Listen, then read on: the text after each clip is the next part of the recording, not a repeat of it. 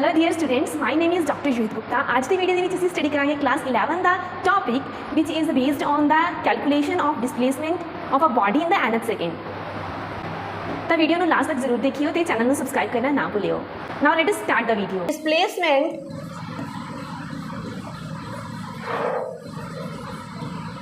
Covered in nth second ये वाला topic है जिहड़ा असीं स्टडी करना है। देखो असीं जो इक्वेशन ऑफ मोशन दे विच एक इक्वेशन ऑफ मोशन स्टडी की विच वाज S is equal to u t plus half a t square. ये वाली जिहड़ी इक्वेशन ऑफ मोशन है ये सानू की दसदी सी भी असीं टी टाइम तो बाद कितनी नैट डिस्प्लेसमेंट कवर कर ली। टी टाइम कितना भी हो सकता है, 5 सेकेंड हो सकते हैं, 10 सेकेंड हो सकते हैं, ठीक है। उदों असी डिस्प्लेसमेंट फाइंड आउट करनी है तो असी ये वाली इक्वेशन लगावांगे। बट जे सानू क्वेश्चन पूछ लिया जाए भी असी वो वाली डिस्प्लेसमेंट फाइंड आउट करनी है 10वें सेकेंड दे विच, 9वें सेकेंड दे विच, नॉट पूरे दे पूरे 9 सेकेंड नहीं, सिर्फ 9वें सेकेंड दे विच दसो जी कितनी डिस्प्लेसमेंट असी फाइंड आउट करोगे। बॉडी ने साडे कोले टी टाइम तो बाद डिस्प्लेसमेंट पता लगी। अगर असीं लास्ट वाले सेकंड दे विच फाइंड आउट करनी होवे भी डिस्प्लेसमेंट कितनी कवर कीती है। मान लो एक प्लेयर है जिहड़ा की भज रहा है 10 सेकंड दे विच असीं कहता जी उहने पूरी 100 मीटर डिस्टेंस ट्रैवल करती, बट 10वें सेकंड दे विच उहने कितनी डिस्टेंस 10वें सेकंड दे विच उहने कितनी डिस्प्लेसमेंट ट्रैवल कीती है वो किवें फाइंड आउट करोगे। तो वो फाइंड आउट करने लई मैं डेरिवेशन करवाने लगी हां।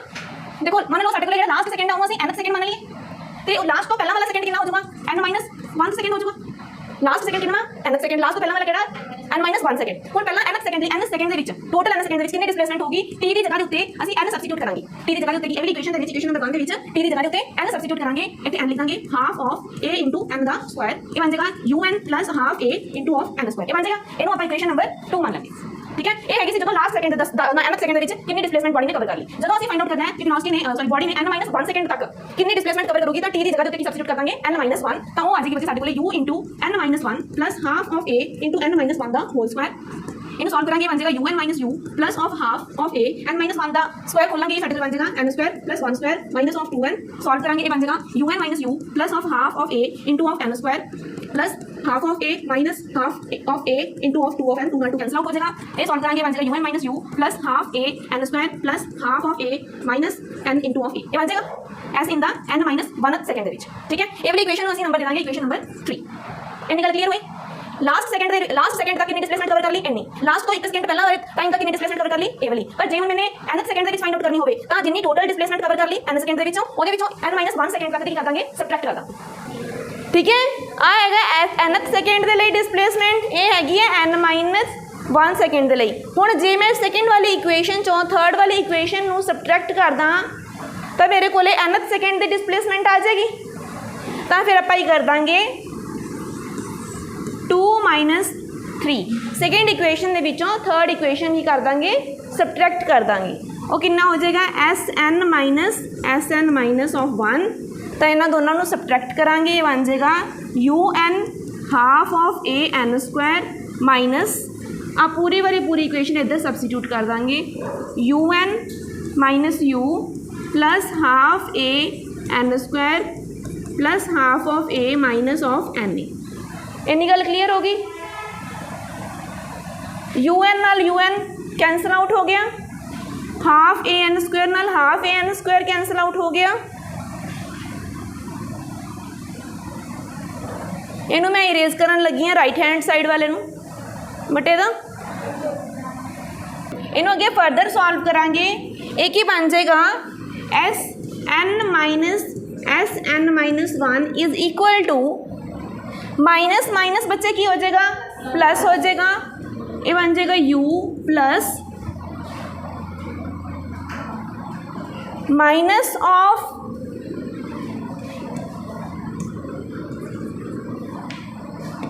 आ वाला ਜਿਹੜਾ माइनस है a प्लस के नाल प्लस माइनस की हो जाएगा minus, so minus of half of a ਜਿਹੜਾ a वाला माइनस है माइनस माइनस अगेन की हो जाएगा प्लस NA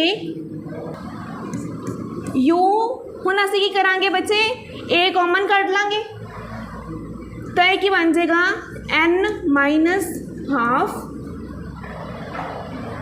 जां इनू असीं लिख सकते हैं u इज इक्वल टू जे असीं 2 एलसीएम लै लीए it will be 2n - 1 divide by 2 या ਅਸੀਂ लिख सकते हैं u plus half of a into 2n minus 1 this is the distance sorry displacement travelled in the nth second.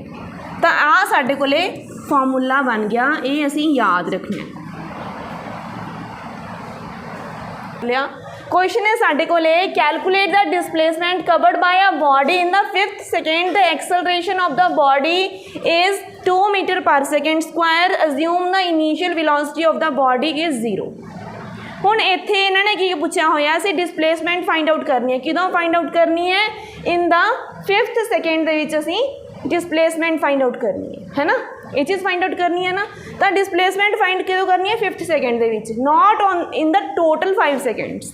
जिदा टोटल 5 सेकेंड्स दे विच पुछदा तां असीं आ वाला फार्मूला लगा देंगे S is equals to ut plus half a t square. पर हुण सानूं की कहा है जी 5th सेकेंड दे विच फाइंड आउट करके दसो, तो असीं किहड़ा फार्मूला लगावांगे जिहदा हुणे हुणे असीं न्यूमेरिकल कीता है विच इज़ एस एन दा फार्मूला है u plus half of a into 2n minus 1। ये वाला फार्मूला ना हुणे हुणे ड्राइव किया है। तो 5th सेकेंड के लिए असीं डिसप्लेसमेंट फाइंड आउट कर लाँगे, that will be u plus half of a into 2n minus 1। u की वैल्यू कितनी आएगी बच्चे, साडे कोले इनीशियल वेलोसिटी 0 दी हुई है, 0 सबसीट्यूट करांगे। एक्सेलरेशन की वैल्यू कितनी दी हुई है 2, टाइम कितना दिता 5th सेकेंड के विच पूछ रहे हैं, n की वैल्यू असीं की पुट कर देंगे 5 माइनस 1, तो यह बन जाएगा 2 नाल 2 कैंसल आउट हो जाएगा, 2 इंटू 5 इज़ 10 माइनस 1 मतलब 9 मीटर जी हैगी साडे कोले डिसप्लेसमेंट आ जाएगी किदों जदों बॉडी ने 5th सेकेंड दे विच डिसप्ले कितनी डिसप्लेसमेंट कवर की है 9 मीटर। ठीक है, समझ लग गया। मतलब अगर इस तरह का कोई न्यूमेरिकल आता तो तुसीं ईजिली उन्होंने सॉल्व कर पाओ।